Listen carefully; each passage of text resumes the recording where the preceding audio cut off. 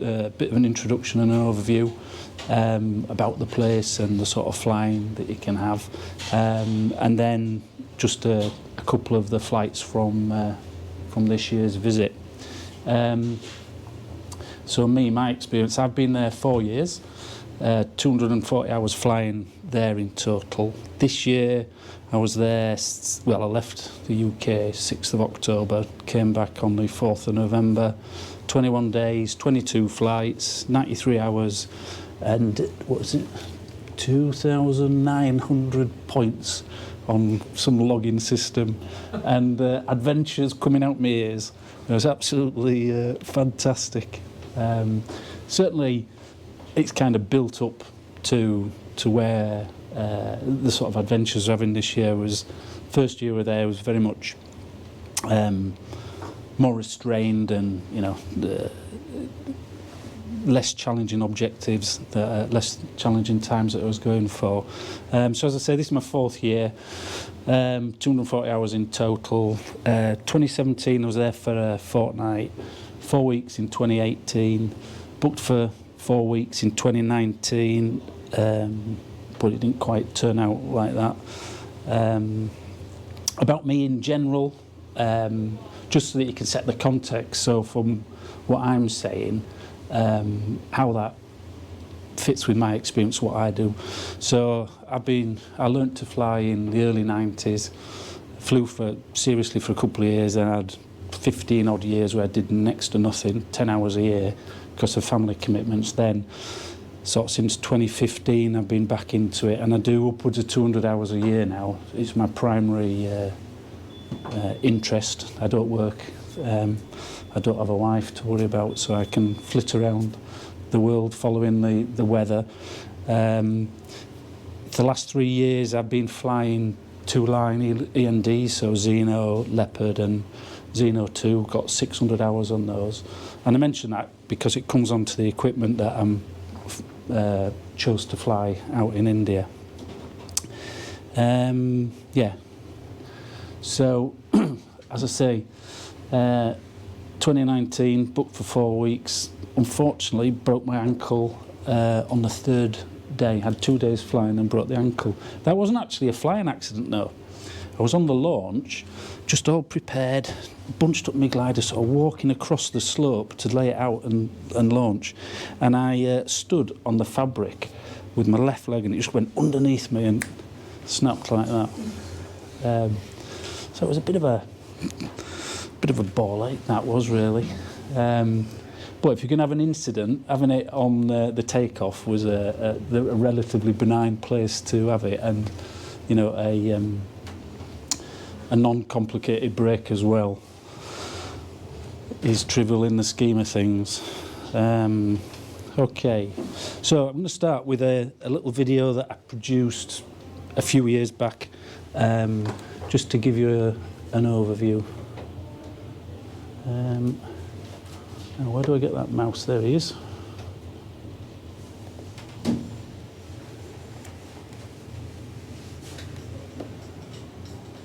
Do you think there's any sound? There's a sound coming out of that? No, it won't connect. Ah, right, okay. Don't know if they can hear it. You'll have to sing. I can dance.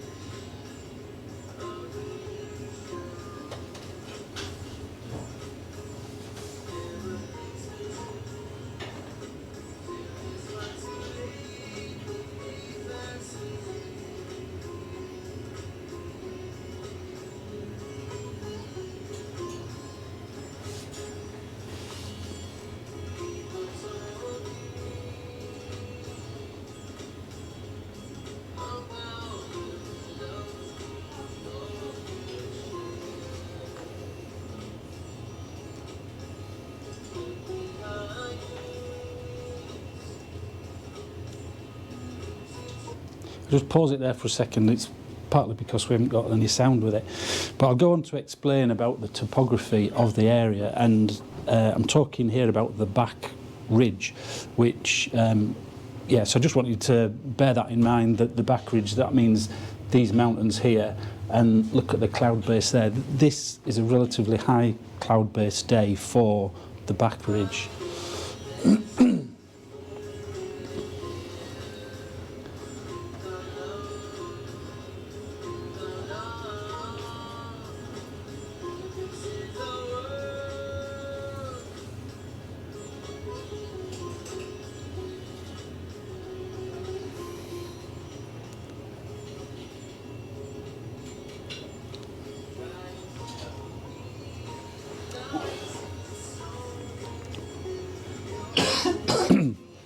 That's quite a rare opportunity to get high enough to be able to see these lakes that are just behind the back ridge there.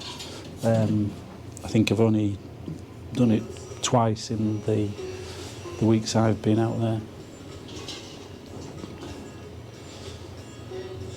This is having gone towards Dharamshala, coming back, got the back ridge on our left.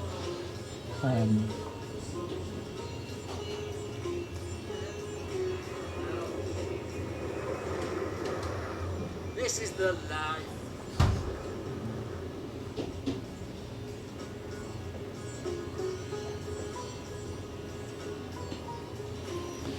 This is also quite an interesting shot here, because this is a little bit south of Beer itself, but you can see the back ridge that we've been surfing up to the north continues down to the southeast, and it gets lower and lower, and that's illustrated quite well on this shot here.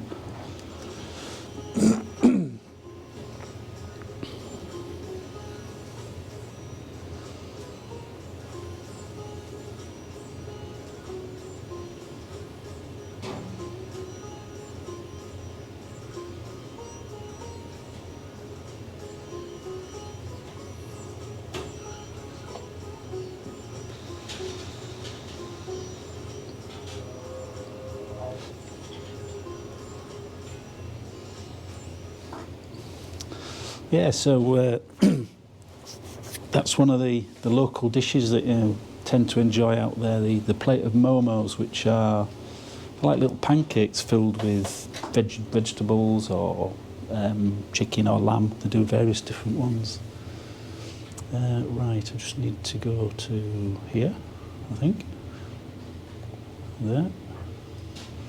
So I've played the video. Okay, so why would you want to go to Beer? So the flying, the beautiful scenery, the fantastic food.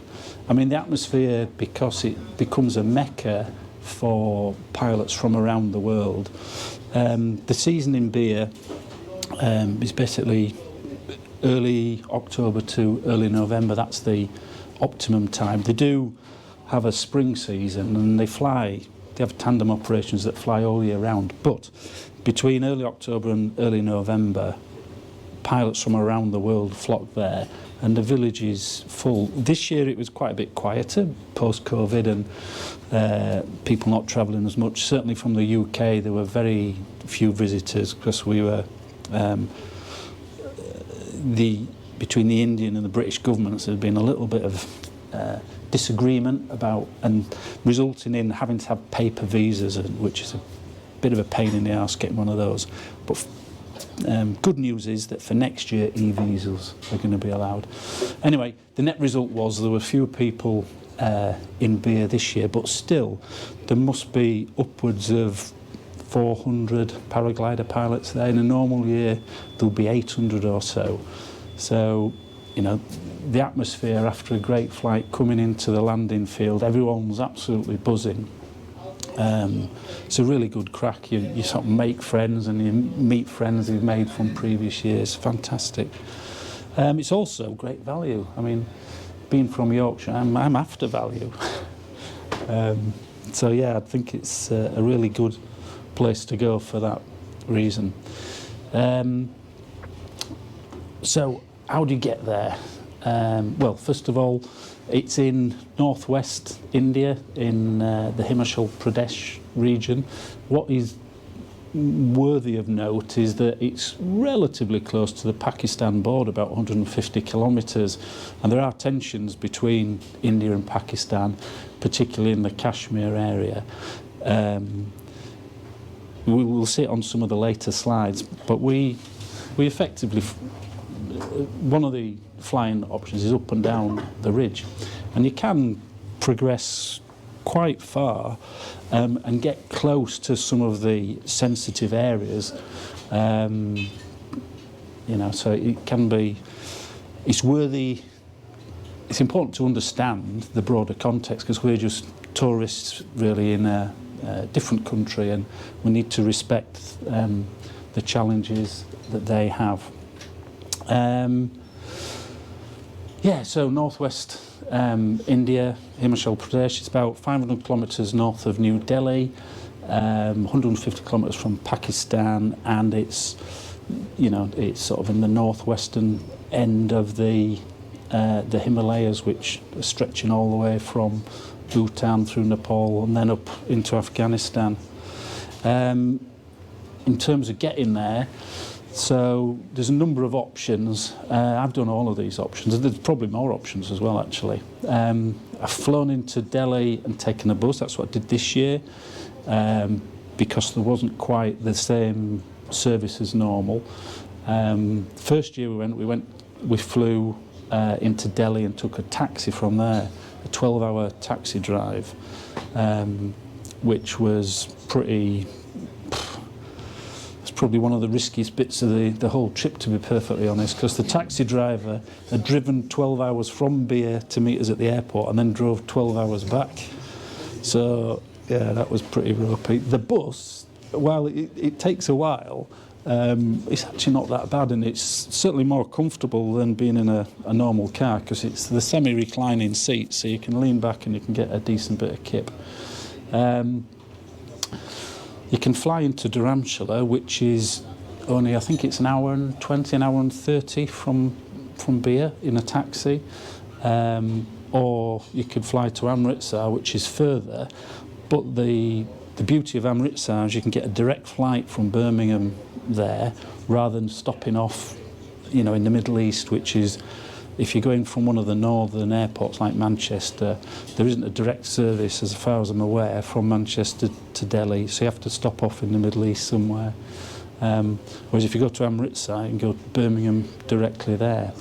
These prices for the taxis, that's the total cost. So obviously if you're with a few people, you would split it.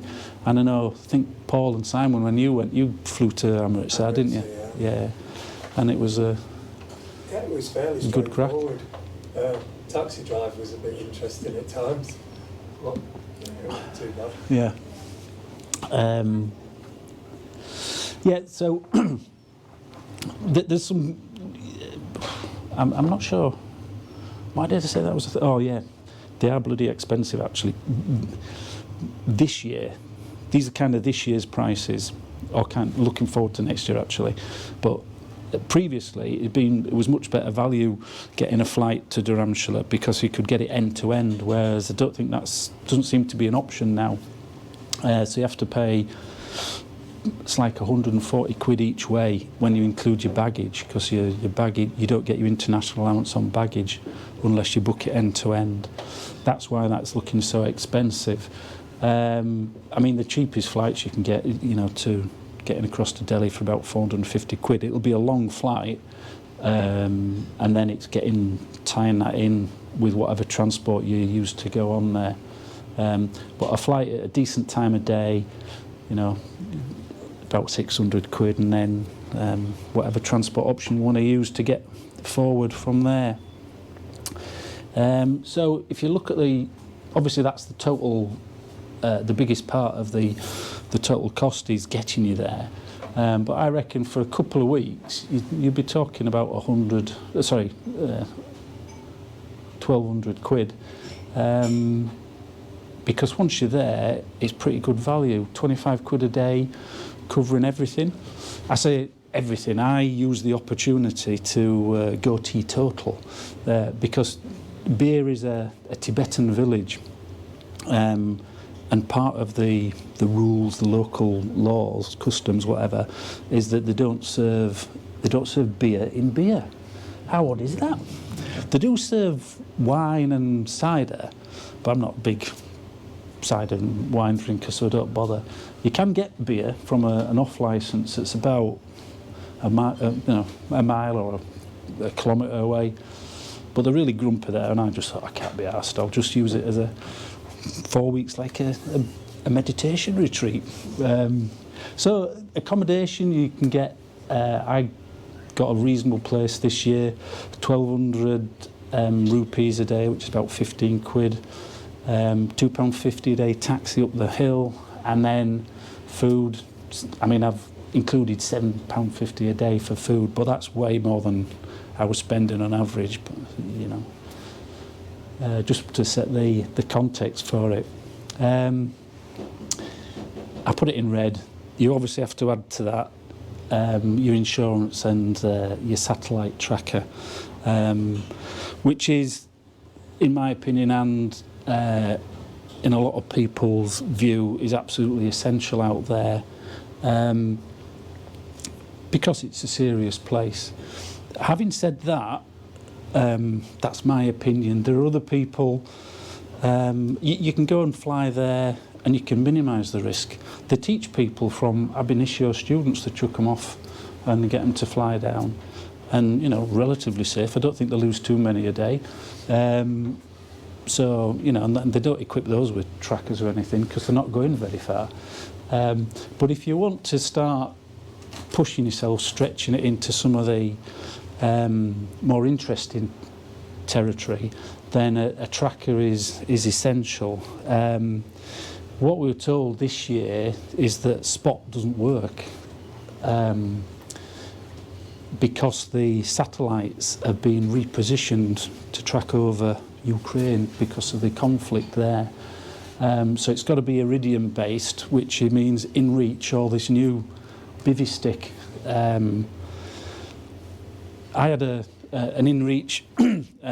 They're actually illegal in two-way satellite communicators are illegal in India, so the locals can't buy them. So I actually sold mine while I was out there, with the idea that I'd get another one, and I'm only running the risk of going through customs one way. And InReach have brought out a new model which doesn't look like a communicator, it hasn't got an aerial, it looks a bit like a battery pack, and it acts like a battery pack. That's one of its functions. So I was thinking of getting one of those, taping over the Garmin sticker, and then but I've been 4 times out there via Delhi, Amritsar and Dharamshala, and not had any problems on any of those occasions. I packed the InReach, sort of bury it in my main checked baggage, you know, next to a couple of carabiners, so it's disguised by other things that are going to show up on the X-rays. But if you have a satellite tracker, you've got to have the logistics that goes behind that. You've got to have people that are actually, your messaging are going to be checking in to make sure you have got where you expected to be. You've got to, so obviously what this does, it basically eliminates the search part of, if you have an incident, there won't be any searching because they know where the tracker is, the last ping from the tracker. And on the insurance policies, when you look at the detail, you'll find that they have quite a limited coverage for search and rescue, like 25 grand, which doesn't go very far at all. We'll come on to it, but the standard helicopter that they use comes from a place called Dehradun, which is 2.5 hours flight time away. I think it's about £4,000 an hour. So you've used a lot of cash by the time it comes here. Comes to beer before it does any searching. So you would absolutely burn through money. So one of these things, it's essential so that you can be found should that occur. I've got a slide later on to illustrate why that is necessary. Anyway, we'll come on to that a bit later. So just moving on to the topography and the weather of the area.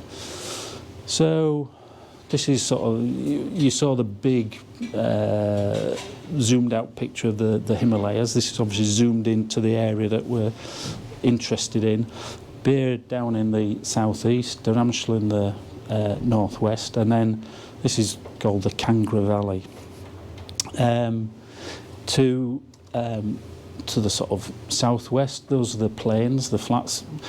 It's not quite like this, but effectively it's flat, it's low, all the way from Delhi all the way up to here. I mean, I say that, but this is 1,000 metres, at this height, and it's raised, risen up from say 50 metres. So it's not quite completely flat, but from an aerology perspective, it acts as the plains. And then you've got the what we're calling the back ridge. So the first, as the mountains rise up, it's a back ridge relative to these spurs that we fly off, but it's actually the first ridge that the air comes to. And what we see is a stable air mass down over the plains, and then an unstable air mass, and then a transition area between that. And we can see that in the clouds as they develop. It'll often be blue out in the plains. Over the mountains, we'll start to see the clouds developing, and the cloud bases can be anywhere between 2,500 metres and 4,000 metres or higher above these. Occasionally, because the highest point above here is about 4,700 metres, and occasionally there are days where you can get above there, but generally speaking it'll start maybe at 4 grand and then drop during the day. Palanpur, that's the highest part of this back range, and that's where the clouds grow biggest, and that's where it often overdevelops. Then over the back in the mountains, the big mountains, then cloud base will be substantially higher than it is on this back range, and on really good days it can be over 6 grand, which is a serious height to be flying at. So I've colour-coded these, green, amber and red, and it roughly correlates to the amount of risk you're taking as well. I'll come on to that in a little bit, but I've got a couple of pictures just to try and illustrate this. So here we're at Beer, and we're looking down to the southeast, and we can see the mountains. This is the continuation of the back range, and these mountains here are about 2,000 metres high, and they'll still be 1,000 metres-ish above the valley floor, but that's relatively low in comparison to the ones that are just behind us. You can also see this is the Barot Valley, so that's the first valley behind the back ridge, and you can see the cloud base there is, well, I would estimate there it's going to be upwards of 4.5 grand, because some of these mountains are fairly big.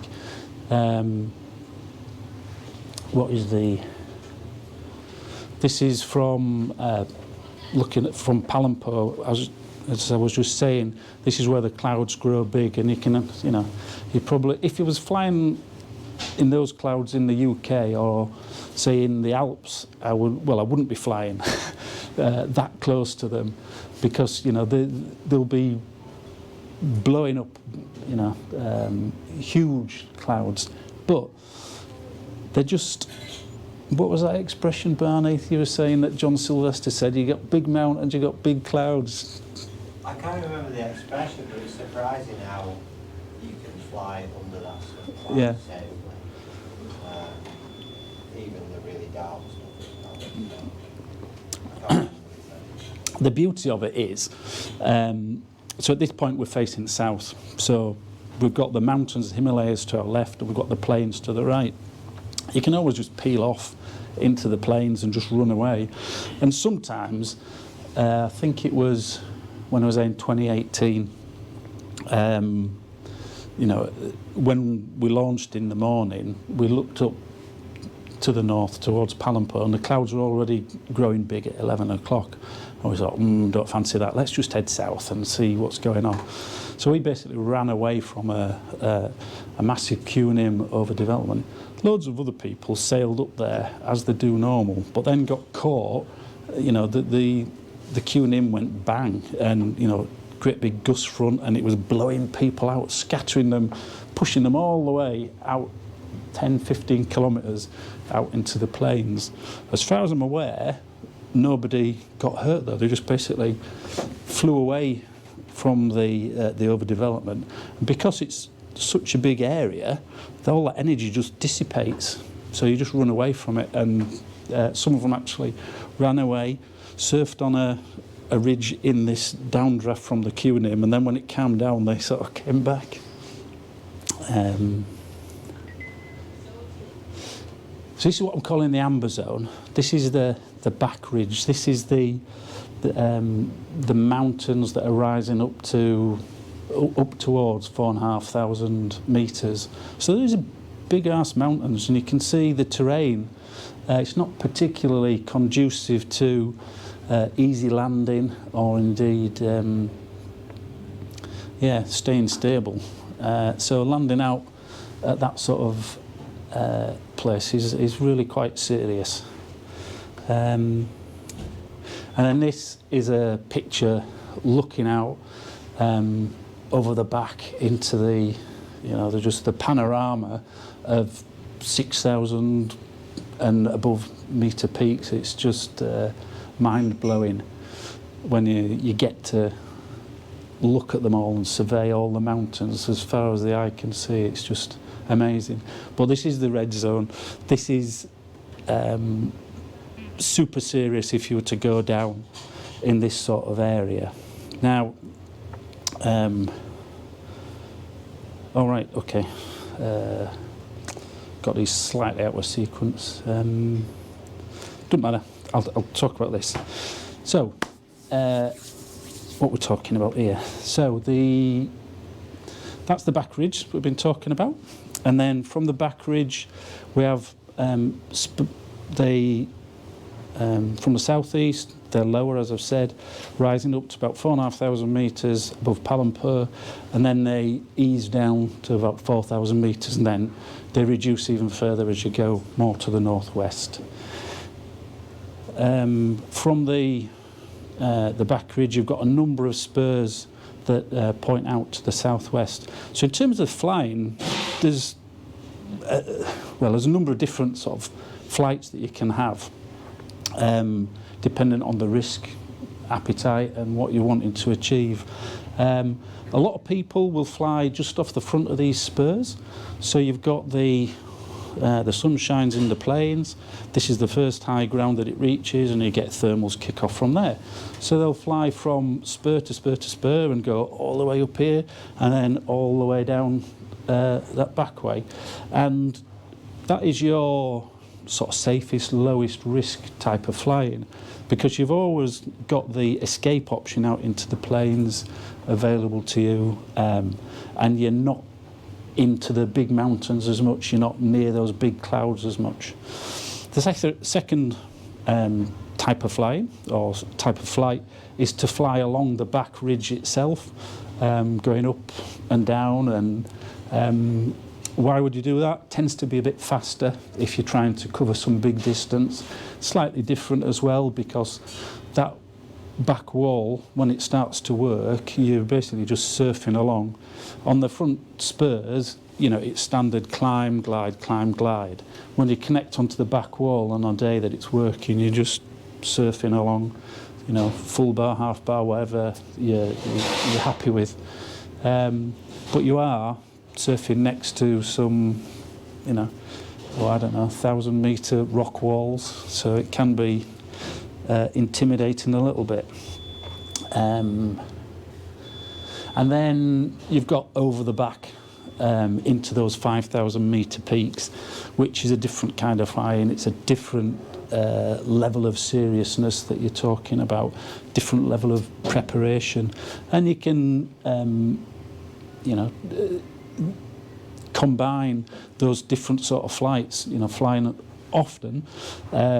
You'll fly out on the back wall, surf the back wall, but then the cloud base will come down, so you'll have to come back via those spurs, the front of the spurs.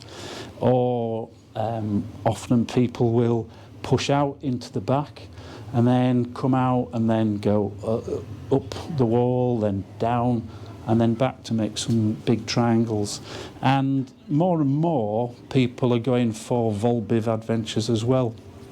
And there's places to camp out on a number of these ridges. The Hobbiton Ridge there. There's another ridge. Which one is it? I think it's that one there. They call it Golf Course. And then there's another one that's south of Beer itself. Those are kind of there's at least 3 places where people regularly camp out. But to be honest, you can camp out in loads of different spots. Barney thought, well, I'm not going to go with anything that's nice and easy. He thought he'd find some tiny little spot, didn't you, on top of a thermal generator to land and camp out. Yeah, that's right. That's about somewhere in there, isn't it? Or maybe that one. Yeah. So there's Volbiv opportunities on this, the first range of mountains, but then when you go back as well into over the back towards Manali, then a lot of people like to camp out over there. And I did my first Volbivs over there this year, and it was fantastic. Now, in terms of seriousness, safety, this year there were a couple of incidents I'd like to talk about. This one, this is on the back range, so the first lot of mountains. I've got a little video to play if I can find it. Where's my mouse? Oh, there we go. PG Rescue.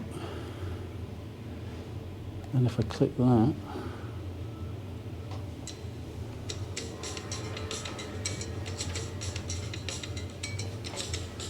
it's a bit of naff music, this, anyways. Is it playing?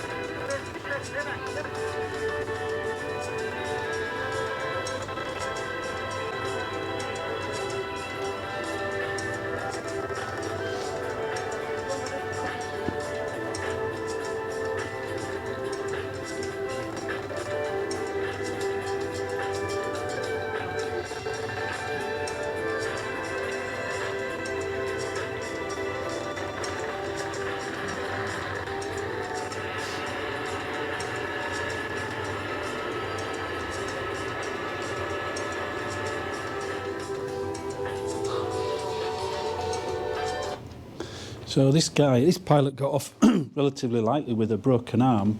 This was, I think he crashed on the 23rd of October this year, and the helicopter came out to pick him up the next day.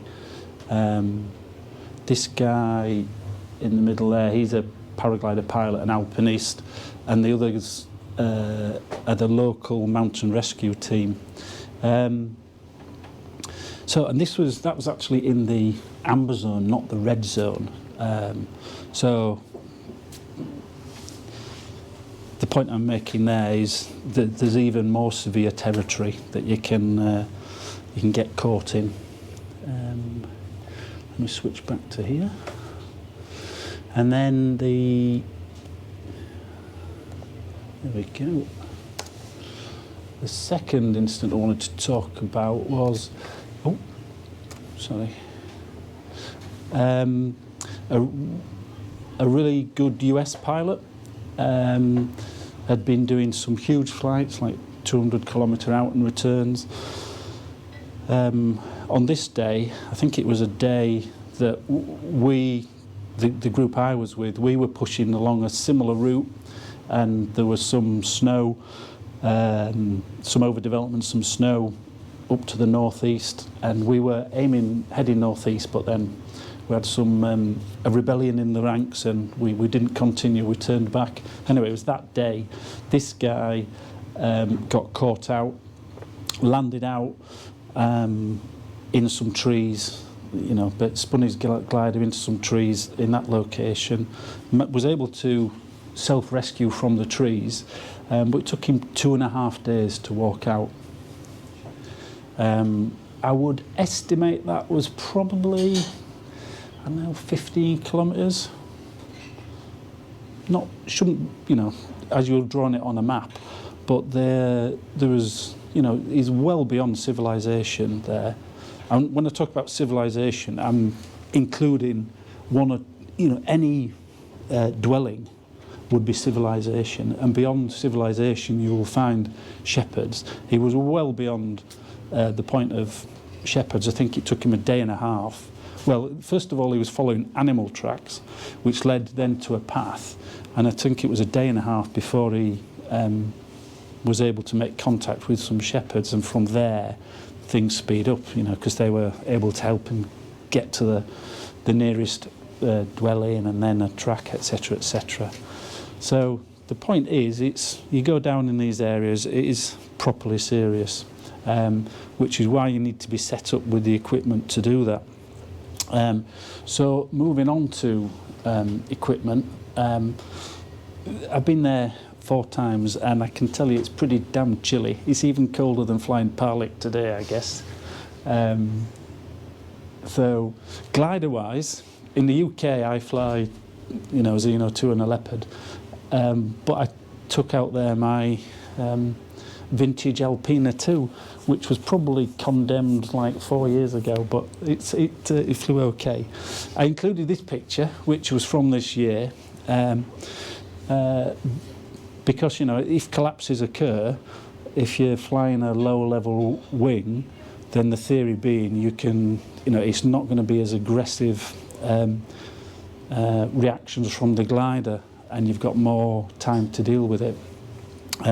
When I fly the 2-liners, basically I don't get collapses unless I go hands off, which I have done a couple of times, hands off, fiddling around with cameras, and then whoops, it'll go.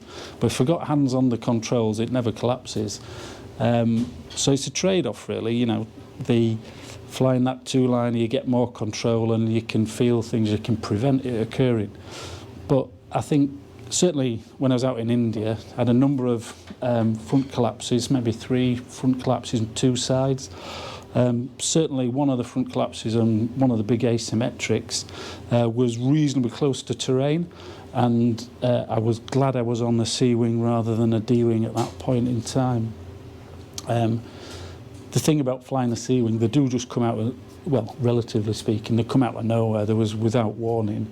I say that. I mean, it's obviously, the thermals are massively strong, but you're just getting hiked around all the time, so it doesn't necessarily mean you're going to collapse all the time. So when it does collapse, it can take a bit by surprise. So for me, I was flying my Alpina 2. I was flying my sort of lightweight harness, which is a Woody Valley GTO Light, which has a lot of storage for carrying Volbiv kit. My first time going Volbiv, and to carry everything, I took out all the padding, which I'm not so sure that was such a cunning plan on reflection, because landing with all that, with less padding under your backside, is not such a good idea. So I think I'll be thinking about how better to find a decent compromise there in future. Moving on from that, clothing wise, you've got to be prepared for the temperatures. So I mean, I would say this year I felt pretty good despite the cold temperatures, because I was properly set up, down jacket, down pants. And I've got, after much trial and error, I found a good solution for me, which is these heated inner gloves with like, I don't know, best part of 1 kilogram of batteries there, and these insulated lobster mitts that go on top. And I spec'd up this is all things you buy, except I had to make the little wiring harness myself to run them in parallel. I spec'd up the battery capacity, so it would run 75% for 8 hours. This year, being a bit judicious on my usage, I was managed to make them last 3 days, because pretty good setup overall. So I would often only need about 25% power just to keep me warm. But above 5,000 meters, particularly, the temperature really does drop down to maybe -15 or something like that, maybe even lower. Over and above being equipped for flight, then you've got to think of what you need from the safety and rescue perspective.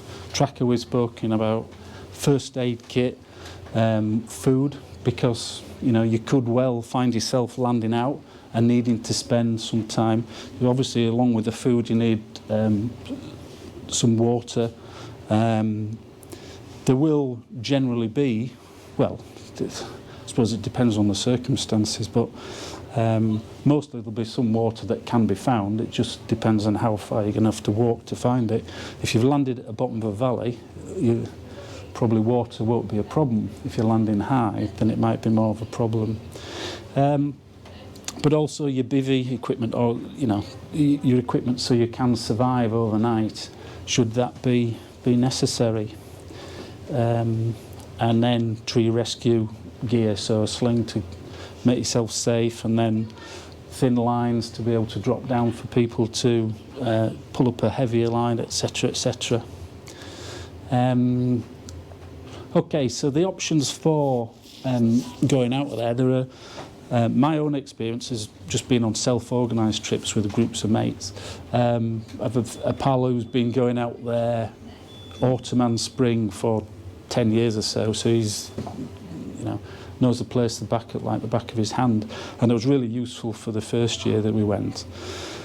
There are a lot of organised trips that go as well, so you've got like the standard trips organised by Escape, Passion, Paragliding, Fly Sussex, amongst others. And they'll generally spend their time bombing up and down the back ridge and those spurs, and might camp out on one of the spurs during that time. Then there are more serious Volbiv adventures, and then at the top end there's the one-on-one guiding from Himalayan Sky Safaris run by Jim Mallison and Eddie Colfox, and they will help people get the absolute best out of the area and what it has to offer. It is mainly cross-country flying that people are going for. There is a local school that is teaching pupils ab initio, and there's one or two locals who are doing acro, but it's not the best place in the world because you're doing it over the dirt. And there have been a couple of competitions, but it's mainly cross-country flying that people are going for. In terms of where to stay, the blue is basically Beer High Street, and the black is the road that leads up to the village, and the green is the landing zone. So if you're either side of this of the high street, roughly in the middle, you're going to be in an optimum position. There are loads and loads of places you can stay. I know Paul and Simon, they stayed in a lovely place just in the forest, which was the other side of here, wasn't it? That was Steve. Oh, right. Yeah, we were in the middle of town. Oh, you were in the middle of the town. Oh, the Niminga, that was it, was it? Yeah. Yeah, you were somewhere around there. My own experience, first time I went, at somebody's recommendation, we stayed in this Namlang resort. Pete and Rosie, who I've been going with, they continue to go there, but I don't like it. It's a bit out of the way, and there was some barking dogs, so I've been staying more in the centre of town. The key, though, in my opinion, is to find somewhere close to the high street, but not facing the high street, because the taxis start early doors, like 6:30 in the morning. And one thing you notice if you go to India is they love using the horn. They use it, in a very positive manner. It's kind of toot toot, I'm here, and just coming on the corner. But still, it's 6:30 in the morning. You're gonna get woken up. So I like to be in the centre, but then facing out either to the south or to the north, so I'm not actually facing the road. One of the challenges, if you're going self-organised, it's a bit difficult to book something in advance remotely. There are one or two places on booking.com and things like that, but you pay quite a premium if you're booking it through there. I hadn't got anywhere booked this year, just rocked up, and then the place I wanted to stay at, which I've been before, went to them and they said, oh no, we're full, but then just went on Google and went to the closest place, and they had a room, and just got myself sorted. You can turn up and you'll have no fear of not having somewhere to stay, because the whole valley is full of places to stay. The only compromise you might be making is the price you're prepared to pay and how close you are to the centre of the socialising, because obviously the socialising along that high street, that's where all the restaurants are, that's where all the pilots will be gathering, it's where all the taxis go from in the morning, so unless you've made other arrangements. So that's the place to be. So other considerations of going out to India. Well, the Indian bureaucracy can, you need to be aware of it and just try not to get too stressed about it. It moves at its own pace, and it can interrupt the flying. The weather conditions are super reliable, and you're more likely to have your flying interrupted by some other reason. We've had I think it was back in 2017, there was about a week where the flying was banned because there was, I think it was the Indian President or Prime Minister was up in the area, not actually in Beer itself, like 50 or 70 kilometres away, on the political trail, campaign rallies, etc.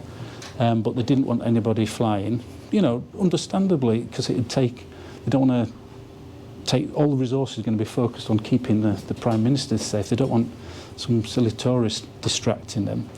1 year, I understand, it was closed because of the cricket match going on, and they didn't want people flying over the cricket match.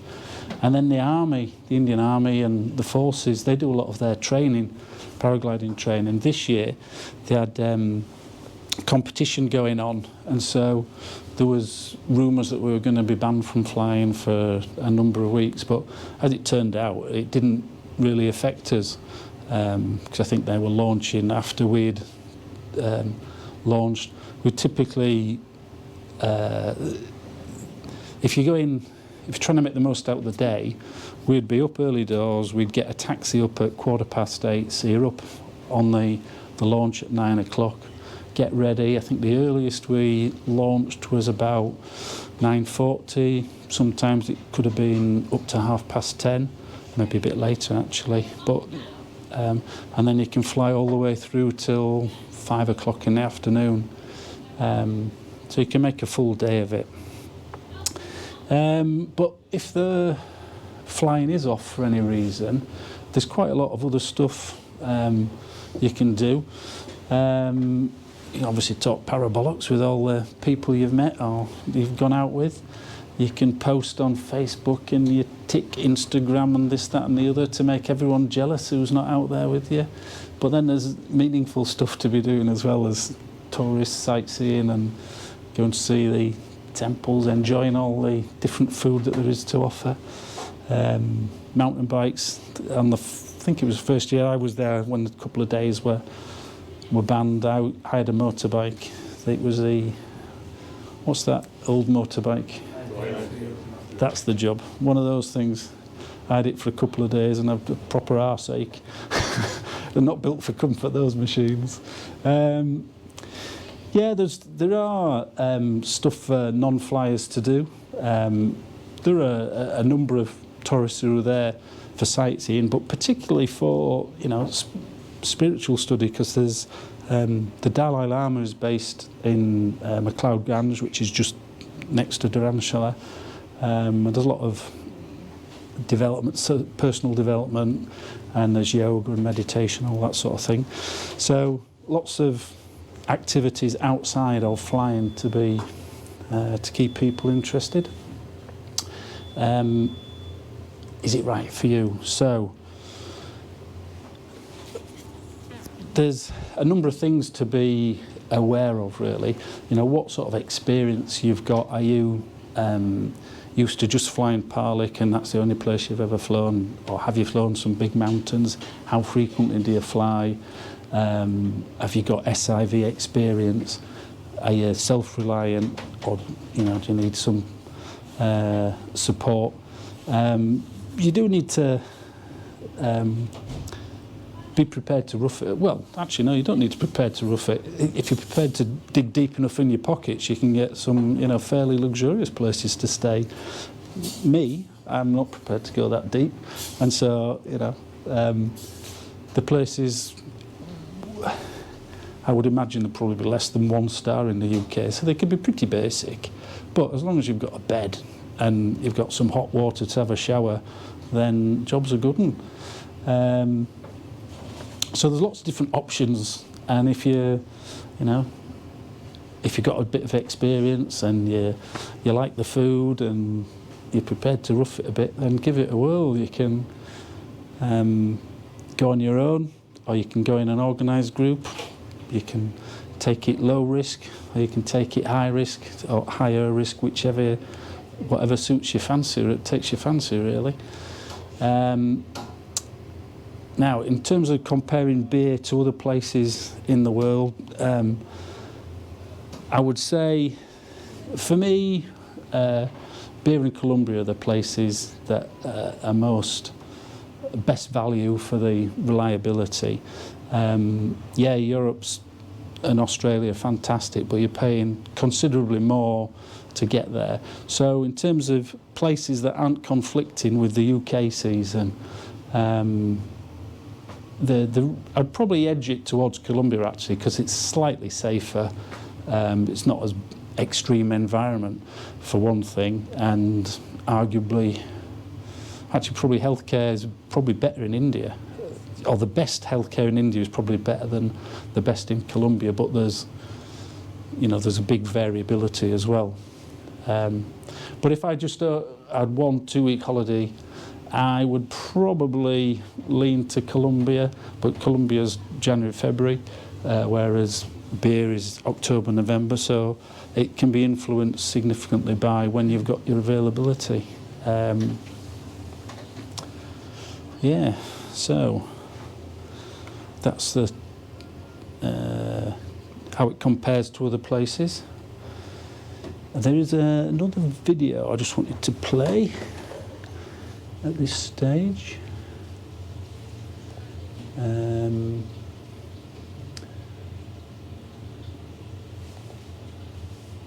Click on that.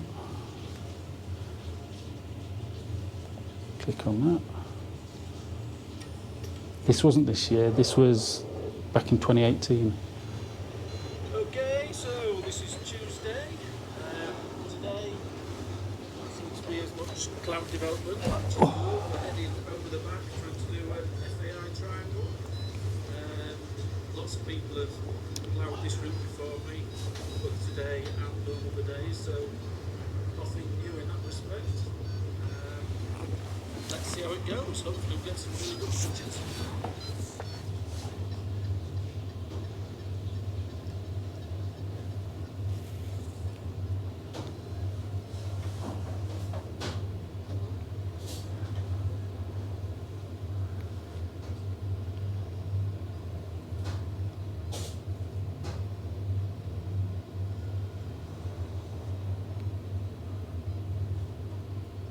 Yeah, actually, maybe just stop this. It'll be a bit torturous watching this in pretty much without the audio.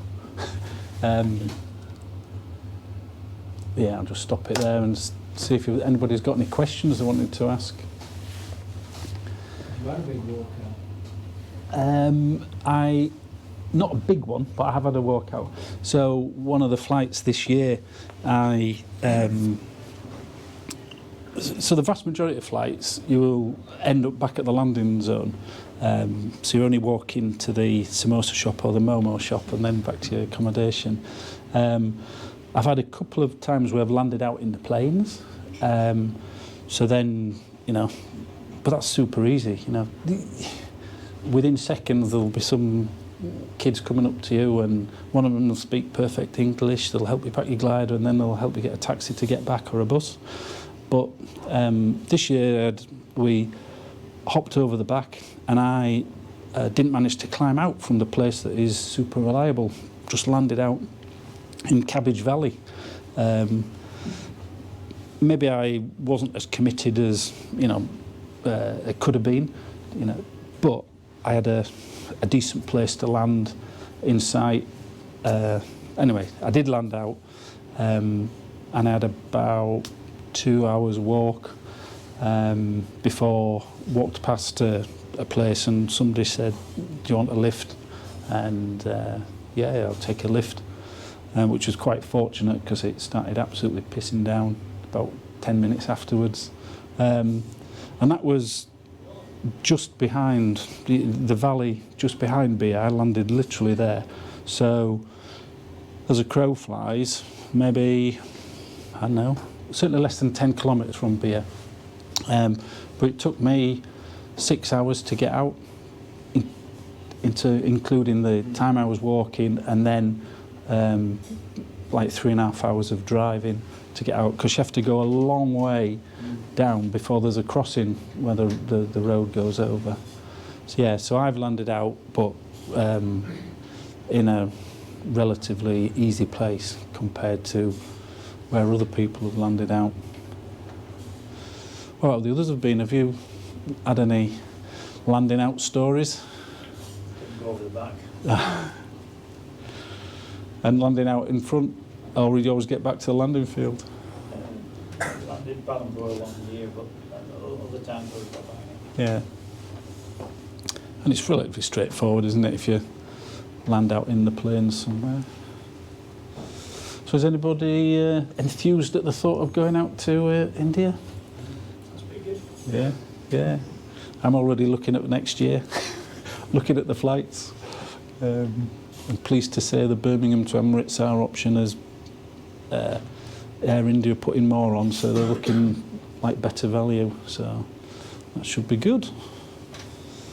In the flying conditions, does it get too rough? Is there periods where nobody flies because it's too violent, too unstable, too turbulent?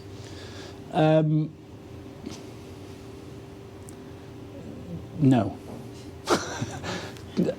Because there are a lot of people there and there are exceptionally skilled people there, a small number of exceptionally skilled people, and there'll be a number of people whose risk appetite will be far beyond anything that you might have.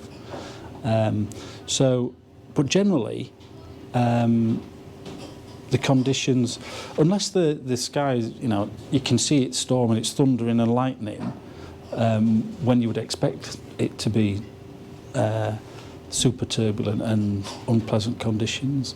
I think those are the only weather conditions where I've not gone up the mountain, and certainly launch conditions relatively benign. The flying conditions, thermal strength, it gets pretty strong, and as I was explaining, you've got the stability in the plains and then you've got the instability in the mountains, and so when you go over the back, you can be scratching, take ages to get up that first, from when you've launched, to get that first climb, to get over into the back. And then it's like night and day, the conditions there. You can have been working half up 1 metre a second, and you go over the back and you're suddenly in 6 metres a second, some seriously strong stuff. But the thermals mostly are fairly big. I mean, there are some days where there are little bullet thermals and you're bricking yourself when you're going to come out the edge of it. Yeah. But I would just go back to what I said at the beginning. You've got to think about appetite and that, and I fly a lot, I fly all over the place. So my appetite might be different to other people's. Can I add to that? Yeah. It's a really interesting question. So for me, who's used to mountain flying, and I've been to Beer, similar to like 4 times. The first time I went, even in light to strong conditions, the terrain can be extremely intimidating. And for, say, UK flyers who've not flown in the Alps, the conditions feel a lot stronger than they actually are. You can have a really smooth day, but you're having to go in close. And the terrain can be so intimidating that can give it a different feel. Because you're talking about how does it feel, really? And that's really subjective to the kind of pilot you are. But the terrain gives it a completely different aspect. Yeah, you're absolutely right. To the type of pilot, like you're used to it. Yeah. Yeah, because you're flying over, big ass rocks and boulders, as opposed to a nice smooth grassy meadow in the UK or in the Alps or somewhere.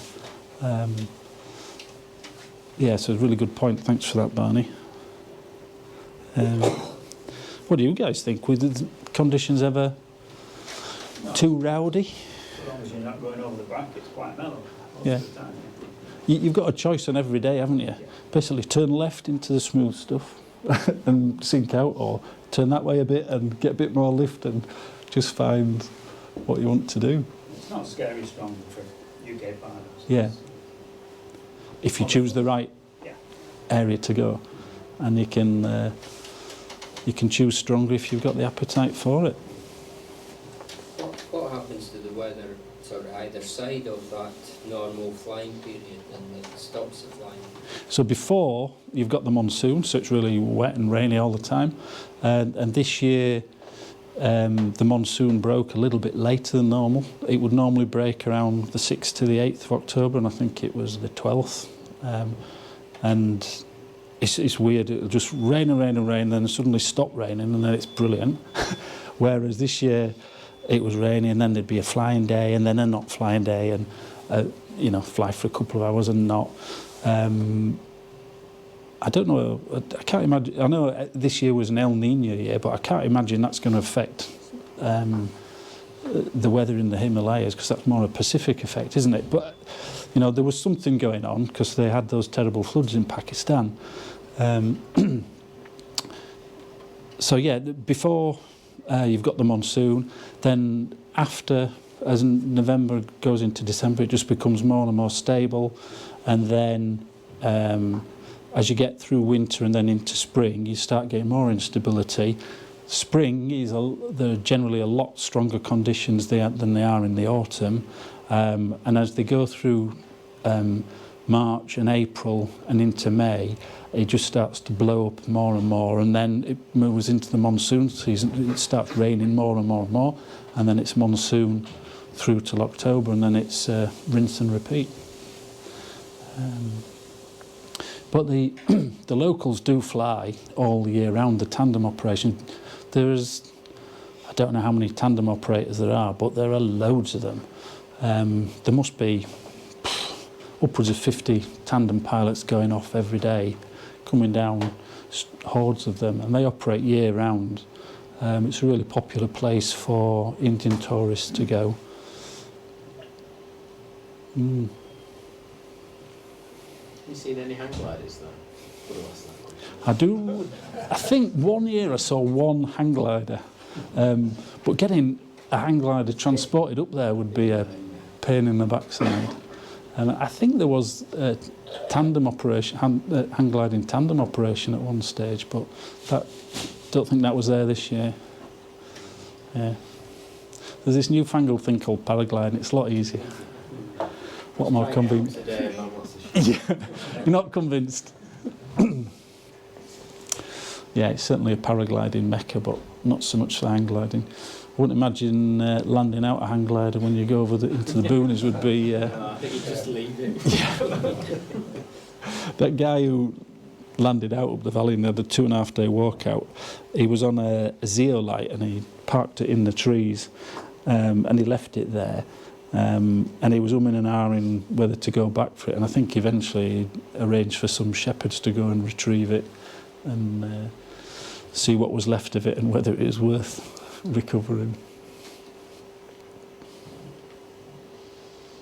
Yeah, don't know, any other questions? No? Is there accurate weather forecasting? Do you get reasonably good? It's great weather forecasting. What you do is you open the curtains, you have a look outside. Well, the forecasts aren't too bad. I'm trying to think which we found most reliable. We were looking at Meteo Parapent a fair bit, weren't we, and windy as well. Yeah, but mostly it's curtain cast. You just sort of, you're there, you're going to fly if it's flyable, so you just have a look outside and see what it looks like, see how fast the clouds are moving, if there's any... If you get clouds bursting off before 10 in the morning, you've got to be thinking, oh, is it likely to OD? You're looking at the wind direction as well. You know, as long as it's not too strong, it will tolerate. Basically, the sun and the thermals will dominate. But anything that's coming from the east will be rolling over that range and give you some turbulence on launch. Yeah, I think the forecasts seem to be a bit better than previous years, from what I can recall. But as I say, you're there, you're going to fly, you just stick your nose out and make your decision. Well, yeah. Does that altitude take some getting used to? It's like the village altitude. The village is at just about 1,200 metres, I think.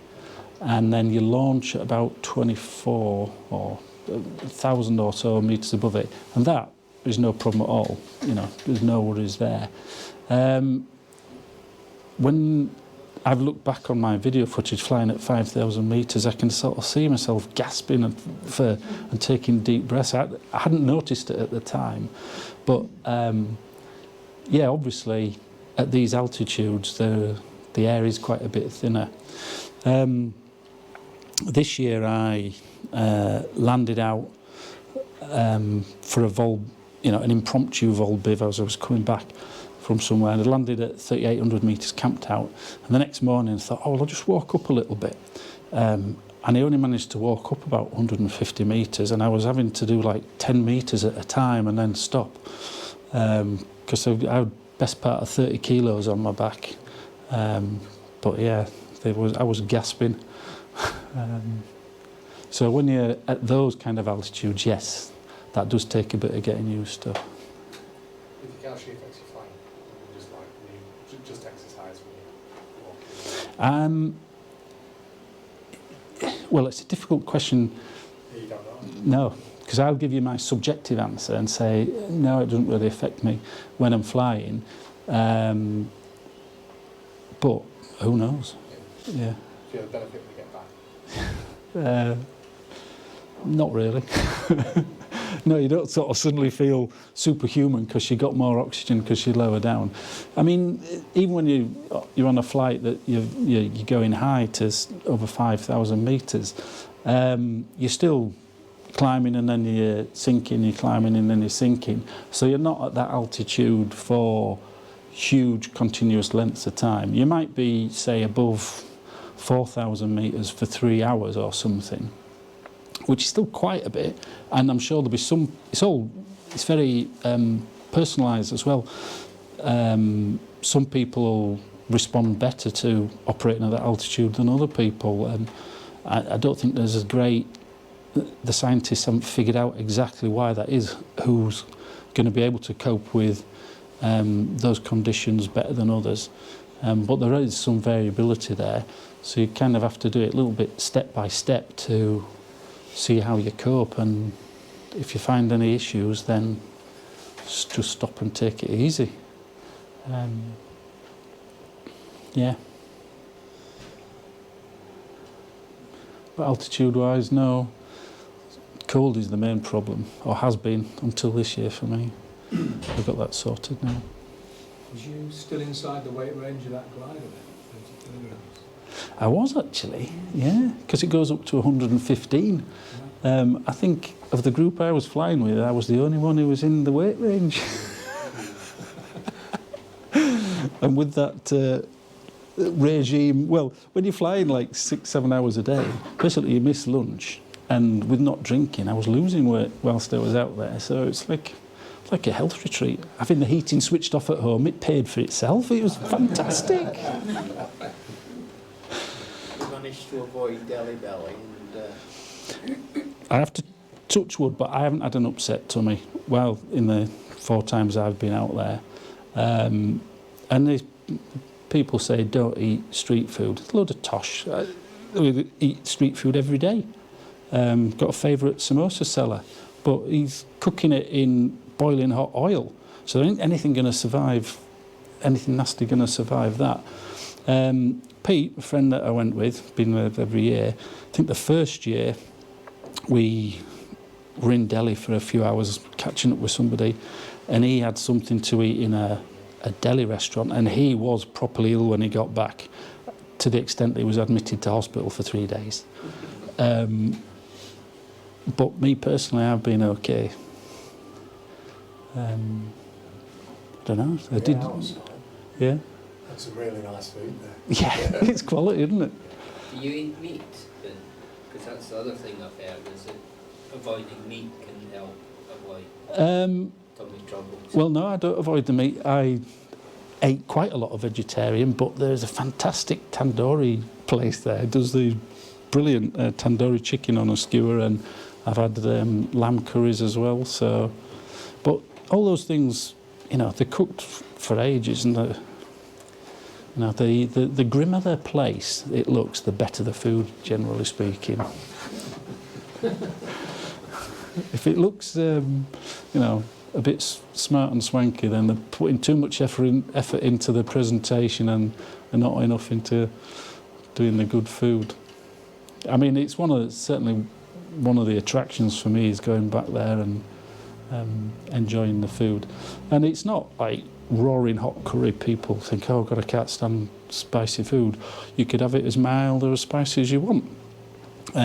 First year we went, I think, there was a couple of guys who were a bit competitive about how much beer they could drink and how hot curries they could order. So they would go out and say, oh yes, I'll make it very, very hot. They'd have one spoonful of it. Oh no, it's a bit too hot for me. Whereas sensible people, yeah, just steady away and just enjoy it. It's fantastic. Leave the ego outside and just enjoy the food. If you didn't have your Alpina too, would you not take your Leopard or Xeno? If I didn't have had that Alpina, I would probably have taken the Xeno 2. because I've got the Xeno 2 and the Leopard, and the Leopard's a bit, the Xeno 2 launches quite a bit easier in light winds, so it would have been, generally you're launching in very light winds out there, forward launches a lot of the time, or running reverse. So yeah, and there were plenty of people flying two-line Ds, but in my mind it was, I liked the additional risk reduction that I was getting by flying a lower rated glider. The transitions you've got are not huge, you know, a long transition over there is maybe 7k. There are some longer ones, but they're rare. So the glide advantage you get from a high performance glider isn't that necessary really. You want to be able to get in something you're really comfortable on and get in and close, and you can whip it round nice and tight to get the best out of the climbs.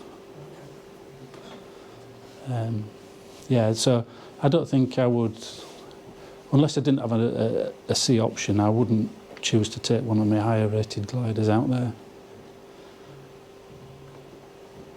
Not everybody else has the luxury of multiple wings though, and they just take what they fly out here, so, and are perfectly fine on them. You guys were totally fine on your wings, weren't you, when you went out there? But it's a serious place. Generally, this year was a good year. I'm only aware of one fatality. In other years, you can be easily 3 or more during the season. There were quite a few people hobbling around the village with broken arms and legs and things like that. But you can sprain or break on a leg super easy. Yeah, but it is a serious place, you know. Things go wrong, you know, the consequences are big, so that's part of the reason I chose to fly the sea glider. What are the medical facilities like when you broke your ankle? So in Beer Village itself, it has a little clinic, and I was totally surprised. They have an X-ray machine there, so I went in and they did an X-ray, and it was £1.10 for 2 X-rays. And I only needed 2 X-rays because he'd made a mistake on the first one, so I actually paid for his mistake, but I wasn't going to quibble. So yeah, I mean, it's not the, you know, it's probably first generation X-ray machine, but it was enough to know that it was broken. So Beer itself has got a little, like a rural health clinic. The Palampo has got a hospital there, a biggish hospital. It's not rated highly by the insurance companies though, it's not good enough for their standards. But then there are world-class medical facilities in Chandigarh, in Delhi, in Amritsar. You know, they are up to the standards anywhere in the world. Yeah, so locally it's, I don't know, you probably put it akin to a GP practice with you know, an old-fashioned rural GP practice with a quality nurse. So it's not bad. Right, there's no more questions. Can we all show our appreciation? A really fascinating presentation. So thank you very much, Richard. You're welcome. Thank you. Thanks for inviting me.